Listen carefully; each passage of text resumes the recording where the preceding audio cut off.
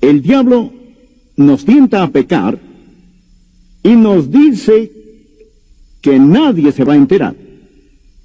Nadie lo sabrá. Está bien. Nunca se darán cuenta. Él es un tentador. Pero después que pecamos, se torna en acusador y dice, de esta no vas a escapar. Ahora sí que estás en problemas. Y trata de hacernos perder el equilibrio, sacarnos de la voluntad de Dios, desanimarnos y hacernos sentir que nunca podemos regresar. Quiero compartir hoy con ustedes cómo sobreponernos al caer. Ahora el Salmo 51 es la historia de David y su arrepentimiento después de pecar. Ustedes saben que David cometió el pecado de adulterio y para encubrirlo cometió el pecado de homicidio no involuntario, sino más bien a sangre fría. Pero este salmo es el de un penitente, porque David no solo fue un gran pecador, sino también un gran arrepentido. Por eso me gusta este Salmo 51. Hay tres cosas básicas en que debemos pensar. La primera cosa es esta: la capacidad de pecado en el santo. El santo que peca. Déjeme decirlo otra vez: la capacidad de pecado en el santo. Lo que quiero decir es que todos tenemos la capacidad de pecar. Cuando fuimos salvados, eso no significó perder la capacidad de pecar. A menudo, el pecado en el santo es una oportunidad inesperada y una debilidad imperceptible. Y al combinar esas dos cosas, caemos en pecado. Y la Biblia dice, si decimos no tener pecado, nos engañamos a nosotros mismos, y la verdad no está en nosotros. Ahora, ya les he dicho que cuando un hijo de Dios peca, si en verdad es hijo de Dios, no por eso perderá su salvación. Pero eso no significa que puede pecar con impunidad. Tan cierto como que al meter la mano en el fuego se van a quemar, si van a pecar, van a sufrir. Años atrás leí sobre un exboxeador que fue salvo y sentía que Dios le llamaba a predicar, pero en realidad nadie quería darle el púlpito, así que se puso un pequeño púlpito en la esquina de una calle en West Madison, en Chicago, y ahí predicaba. Y tenía su congregación que venía, pero también venían sus detractores. Y le tiraban huevos, y le tiraban vegetales podridos y frutas. Tenía una pequeña bandera nacional en este lado y la bandera cristiana al otro, y había un policía que vigilaba que la situación no terminara en una revuelta, porque este boxeador era salvo, pero no era todo un santo. En medio de toda esta situación había también un hombre, un pseudo intelectual y cínico, a quien le encantaba venir y molestar al ex boxeador y tratar de confundirlo. Y ellos tenían sus pequeñas discusiones que generaban mucho más calor que luz. Pero un día este ex boxeador, este ex pugilista estaba listo. Dijo, tú dices que la Biblia no es verdad. Y el otro dijo, así es pura mentira. Le dijo, bueno, si puedo probar que al menos un versículo en la Biblia es verdad, ¿pedirías perdón? El hombre dijo, sí. Dicho eso, el ex boxeador saca la mano y agarra la nariz de este hombre tan bruscamente que empieza a salir sangre de la nariz. Luego se enderezó, abrió su Biblia, Proverbios capítulo 30, versículo 33, y leyó, el que recio se suena las narices, sacará sangre. Y dijo, tienes que admitir que es verdad. Quiero que me pidas perdón. Y añadió, todo el versículo lee, el que bate la leche sacará mantequilla, y el que recio se suena las narices sacará sangre. Y hoy les quiero decir que tal como se saca mantequilla al batir la leche y sale sangre al maltratar la nariz, si van a pecar, van a sufrir. Que nadie piense que la seguridad eterna del creyente es una oportunidad para estar en pecado. No es así. Si van a pecar, van a sufrir, sea si son salvos o estén perdidos. Ahora, sigamos, no solo hay la capacidad de pecado, sino las consecuencias del pecado. ¿Qué pasa cuando un cristiano peca? Quiero mencionar varias cosas. Vean el Salmo 51. David dice, Ten piedad de mí, oh Dios, conforme a tu misericordia, conforme a la multitud de tus piedades, borra mis rebeliones. Lávame más y más de mi maldad y límpiame de mi pecado. La primera cosa que el pecado hace en la vida del cristiano, la primera consecuencia es que mancha el alma. Mancha el alma. David dice, lávame, límpiame. ¿Por qué pidió David eso? Se sentía sucio. No sucio físicamente. Era el rey. Se bañaba en su bañera de mármol. Dormía sobre sábanas de seda. Se vestía como un rey, pero se sentía sucio, hecho un asco, mugriento. ¿Sabe que esa es una forma de saber si son salvos? No si pueden pecar o no, pero ¿su pecado le hace sentir sucio? Es que hay una diferencia entre un hijo de Dios y un hijo del diablo. El hijo del diablo peca y no le molesta. Puede usar el nombre de Dios en vano y al arrepentirlo dirá, ¿qué dije? ¿O qué hay de malo en eso? ¿No le molesta el pecado? Hay una diferencia entre un hijo de Dios y un hijo de Satanás. Es como un cerdo en el lodo. Y ustedes saben que ningún cerdo se ha sentido sucio. Ningún cerdo ha dicho, ay de mí que estoy sucio. Una oveja que cae en el lodo quiere salir. Pero el cerdo se queda ahí porque es su naturaleza. No se siente sucio. La diferencia entre un hijo de Dios y un hijo del diablo es esta. Cuando el hijo de Dios cae en pecado, lo detesta. El hijo del diablo corre al pecado y le encanta. David pecó, pero se sentía sucio, mugriento. Dijo, oh Dios, lávame, límpiame. Acérquense, les quiero decir algo. Si pueden pecar, y ese pecado no les moleste en nada, dudo que jamás han sido salvos. Dudo que tengan el Espíritu Santo viviendo en ustedes. Esa es la primera consecuencia. La segunda cosa que hace el pecado no solo mancha el alma, sino que satura la mente. Fíjense el versículo 3. Porque yo reconozco mis rebeliones, y mi pecado está siempre delante de mí. Siempre delante de mí. Noche y día, día y noche. Lo que David hizo resonaba en su alma y en toda su conciencia. No podía olvidarlo. Estaba ahí. Es una marca indeleble. Es una herida en su alma. Satura su mente. Y si pueden pecar y olvidar ese pecado, dudo que jamás han sido salvos. Porque el Espíritu Santo les va a recordar de ese pecado. David dice, mi pecado está siempre delante de mí. ¿Significa, Pastor Rogers, que si peco las 24 horas estaré pensando en eso? Quizá no conscientemente, pero sí subconscientemente. Si no lo deja entrar por la puerta, dará vuelta a la casa y entrará por la ventana. Y lo verá como una jaqueca. Lo verá al no poder concentrarse. Lo verá como un humor insoportable. Lo verá al no poder orar. Lo va a ver en otras formas. No digo que si tienen jaqueca es porque han pecado, pero hay gente que la tiene porque sí han pecado. Su pecado está delante de ellos. Está ahí. Satura la mente. Hay dos tipos de heridas que puede sufrir el alma humana. Una es culpa y la otra es dolor. Esta semana pasada he tratado con gente que está en dolor. Anoche estuve hablando con una amada hermana de nuestra iglesia, cuyo esposo murió y fue al cielo. Su corazón está herido por el dolor, pero no por la culpa. El dolor es una herida limpia, y como es una herida limpia, sanará. Es una herida abierta, profunda, duele, pero sanará, porque es una herida limpia. La culpa es una herida sucia. Está infectada, inflamada y contaminada y nunca sanará hasta ser limpiada. ¿Qué hace el pecado? Mancha el alma, satura la mente y la tercera consecuencia es esta: quema la conciencia. En el versículo 4, contra ti solo he pecado y he hecho lo malo delante de tus ojos. David está consciente de su error.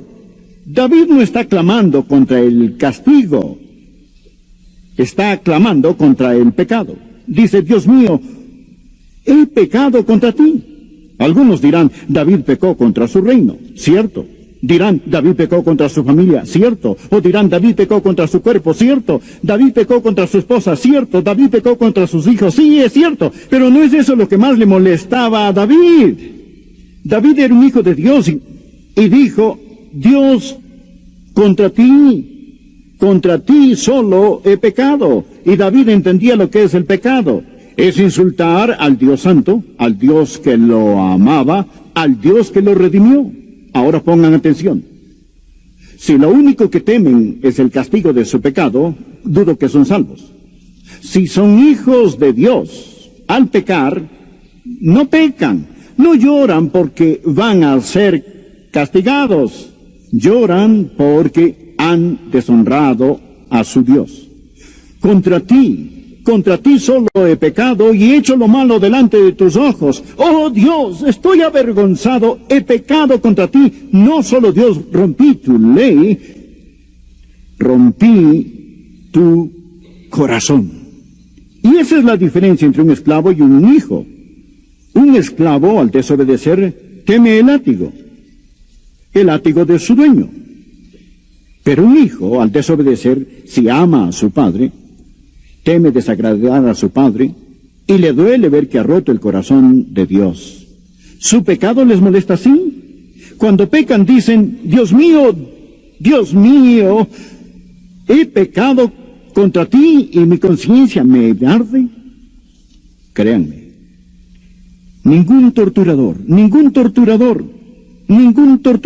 el poema lo dice, iguala el miedo de dolor inexpresable como el dolor de quien día y noche sin descansar lleva a su propio acusador en el alma. Y no podrán tener el gozo del Señor si al caer escogen alejarse de Dios. Miren a David, un hijo de Dios, y se siente miserable. Les diré otra consecuencia. Amarga el espíritu. Versículo 10. Cree en mí, oh Dios, un corazón limpio y renueva un espíritu recto. Su espíritu estaba mal. ¿Han visto a una persona caída con un espíritu amargo? ¿Saben que prefiero estar con un típico pagano no creyente que estar con un cristiano caído? Personas caídas son las personas más odiosas, malhumoradas y vituperantes que jamás he conocido, porque por adentro están miserables y condenados quieren compartir su miseria con todos los demás. Observen la persona de espíritu amargo, de un espíritu que está mal. Son los que más que critican en la iglesia. ¿Saben que piensan que Dios les dio el don de criticar? ¿Saben cuál es su problema? Han caído. Si alguien tiene un estómago amargo, no hay plato que le apetezca. Y ellos ven algo mal en todo y con todo. Miren el ejemplo. David cometió adulterio y tratando de encubrirlo, cometió el pecado de homicidio. El profeta Natán vino a hablar con él y no era para hablar sobre clima o política. Vino a hablar sobre el pecado de David y le contó la historia de un hombre que tenía una pequeña cordera que era como su propia hija.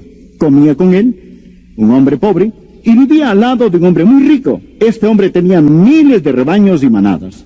Y un día el hombre rico tuvo visitas y se robó la corderita del hombre pobre, la mató, cocinó y la sirvió a sus visitas. Y dijo, David, tú eres el rey, ¿qué deberíamos hacer con el hombre que hizo esto? David estaba furioso, se paró de su trono, ya lo veo con su puño alzado, gritando en su enojo, el hombre que ha hecho eso pagará 4 veces más. Y el profeta Natán dice, pero tú eres el hombre, fuiste tú, David, te has sentenciado en tu propia corte. Era una analogía. La corderita era Betsabé, la que David robó, y lo que sucedió fue esto. David fue rápido al juzgar al hombre que había robado la oveja. Él robó la vida de un hombre. David juzgó al hombre que mató a un animal, pero él mató a un ser humano. Y aún así, que pronto fue para juzgar a otro. encontrarán que personas caídas son expertas en juzgar a otros por pecados menores a los que hay en sus propias vidas. Son quienes tratan de sacar la suciedad de los ojos de otros cuando hay vigas en los suyos. Ellos tienen un espíritu amargo. ¿Acaso hay alguien aquí de espíritu amargo? Se sentirán mucho mejor si hacen las paces con Dios. Y la última consecuencia del pecado en la vida de un hijo de Dios no solo amarga el espíritu, pero sella los labios. Miren por favor, aquí los versículos 14 y 15 dicen, líbrame a... Empecemos en el verso 12. Vuélveme el gozo de tu salvación y espíritu noble me sustente. Entonces enseñaré a los transgresores tus caminos y los pecadores se convertirán a ti. Líbrame de homicidios, oh Dios, Dios de mi salvación, y mi lengua cantará alto tu justicia. Oh Señor, abre mis labios y publicará mi boca tu alabanza.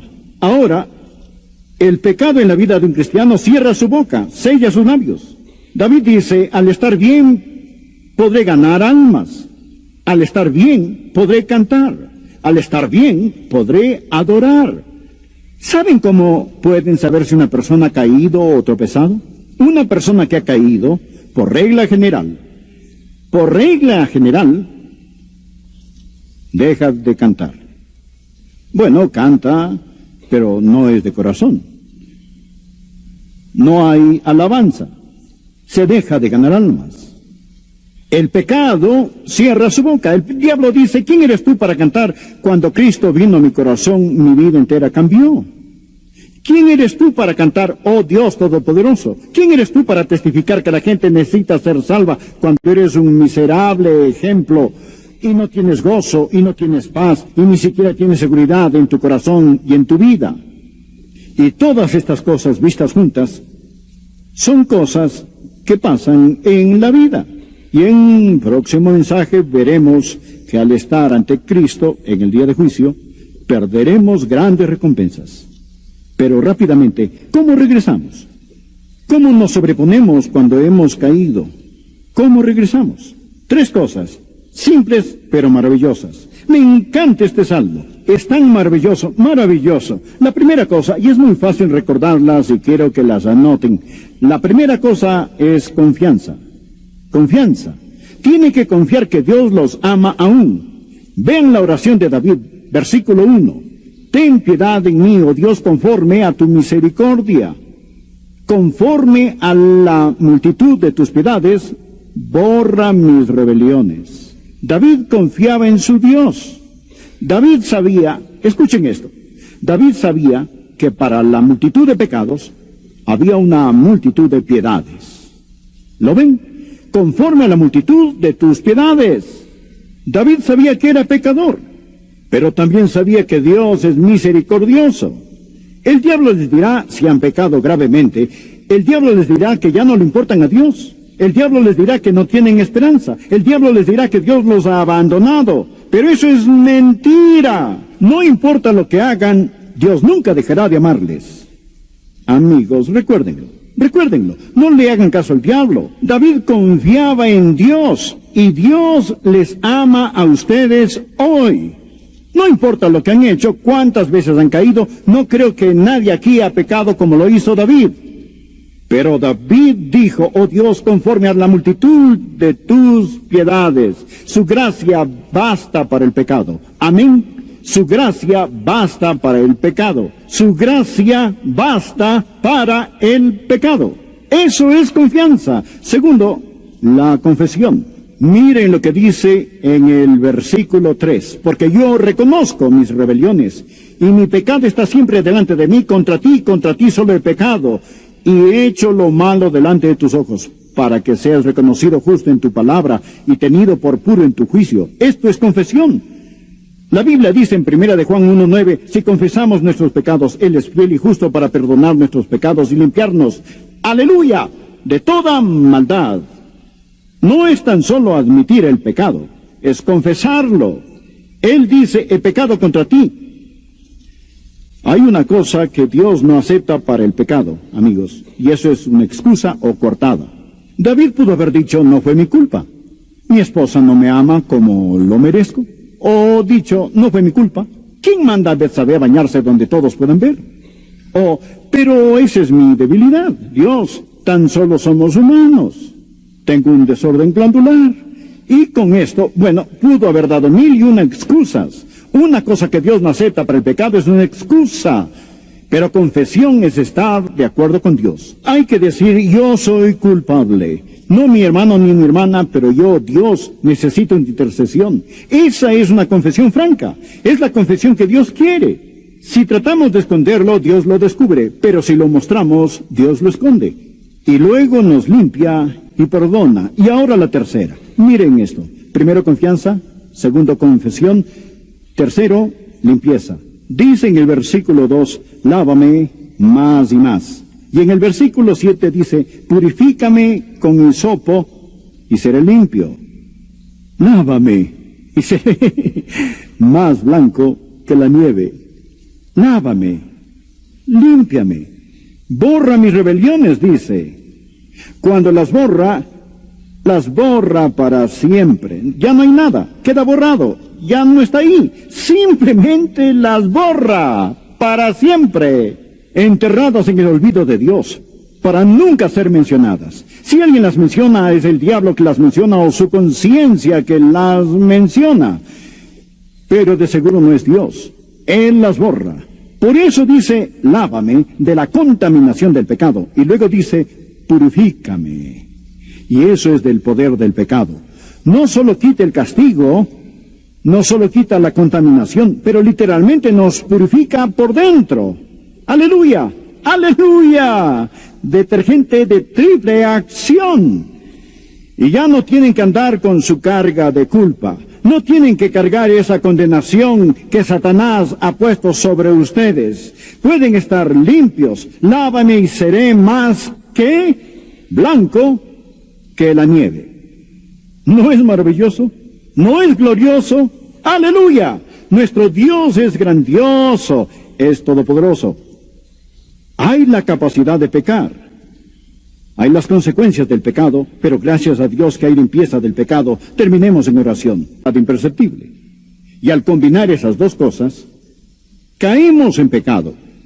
Y la Biblia dice, si decimos no tener pecado, nos engañamos a nosotros mismos. Y la verdad no está en nosotros. Ahora, ya les he dicho que cuando un hijo de Dios peca, si en verdad es hijo de Dios, no por eso perderá su salvación.